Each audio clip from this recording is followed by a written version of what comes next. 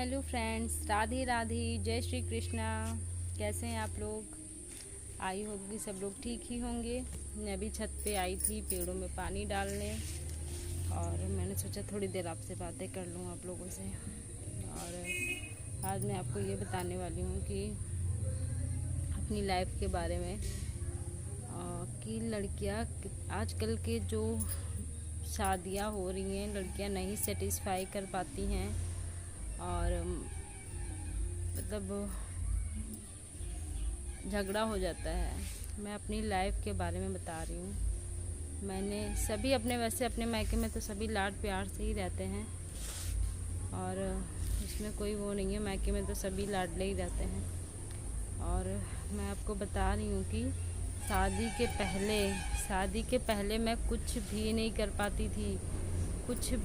पाती थी। मुझे ये मीठा ये छूना भी नहीं पसंद था, बिल्कुल नहीं कर पाती थी। लेकिन मेरे पापा ने शादी की, मैंने किस्मत थी मेरी, मतलब मेरे मायके में भी होता है यही काम, ऐसा नहीं है कि नहीं होता है। हम लोग की कास्ट ही यही है, हलवाई हूँ हम लोग की कास्ट ही हलवाई है, तो मायके में भी होता था। लेकिन मैंने कभी वहाँ किया नहीं और मुझे मीठा छूना मतलब हाथ में लग जाता था तो बहुत इरिटेटिंग फील होता था और मुझे वही मिला है, मीठे का ही काम।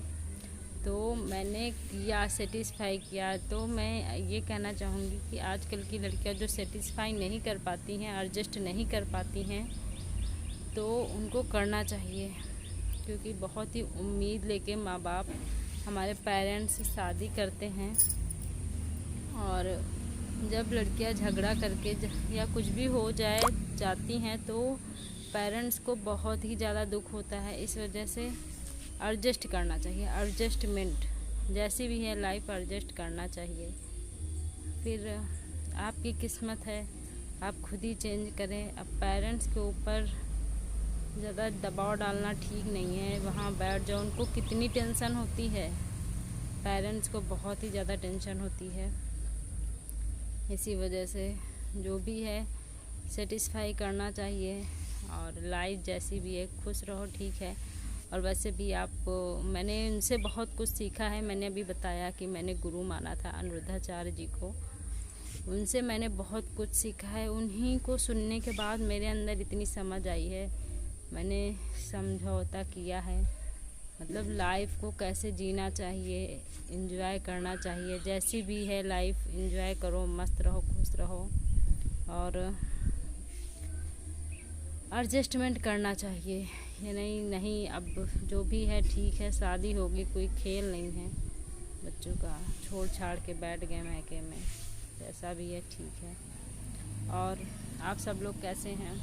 मैं भी अपने छत पे आई हूँ, बैठी हूँ। मैं जब वैसे मुझे कुछ समझ में नहीं आता मैं क्या बोलूँ, बोलने के पहले जो भी आता है बोल देती हूँ, क्योंकि व्लॉगिंग मैंने सोचा नहीं था मैं कभी करूँगी, बट कर रही हूँ, अच्छा लग रहा है। बट समझ में नहीं आता, ऐसे तो मैं सोचूँगी कि हाँ ये बोलना है वो बोलना है, बट जब बोलती हूँ तो समझ में नहीं आता है क्या बोलना है। सब कैमरे के आगे सब भूल जाती हूँ और जो भी मेरे मन में होता है बस वही मैं बोल देती हूँ। और अगर किसी को नहीं अच्छा लग रहा है तो फिर उसके लिए सॉरी। और एक बार और ज़रूर कहूँगी कि आप सबको अनिरुद्धाचार्य जी को सुनना चाहिए, उससे बहुत ही ज़्यादा चेंजिंग आएगी लाइफ में, बहुत ही ज़्यादा शांति मिलती है, बहुत सुकून मिलता है। मैं उनको 5 साल से मैं उनसे जुड़ी हुई हूँ और बहुत ही ज़्यादा अच्छा लग रहा है। उनसे जुड़ने के बाद भी मेरी लाइफ एकदम से चेंज हुई है।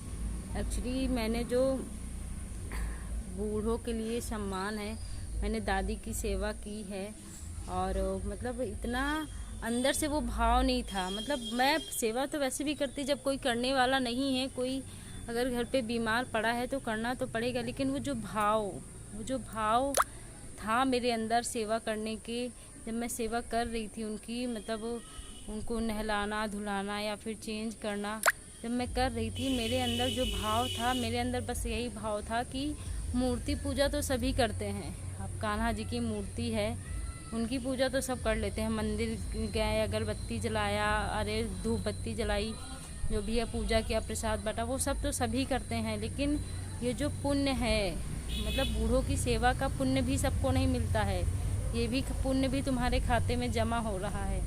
तो बस वही सब बातें उनकी याद आ रही थी हमको कि ये सब मतलब सबके नसीब में नहीं होता है, बूढ़े बुजुर्ग की सेवा करना, ये भी एक पुण्य है।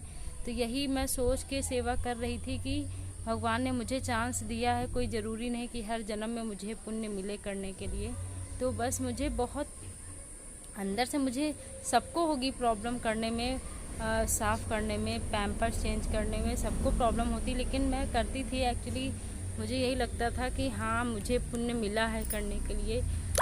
रात में उठ के जाना और उनको पानी पिलाना, उठाना, ठंडी में भी किसी की मतलब ज़्यादा वो नहीं, हिम्मत नहीं पड़ती कि रजाई के अंदर से उठ के जाए ठंडी में। एक्चुअली मेरी दादी 4 साल से चारपाई पे थी, वो बहुत ही ज़्यादा सिक थी, 120 साल की थी, बहुत ही ज़्यादा प्रॉब्लम में थी।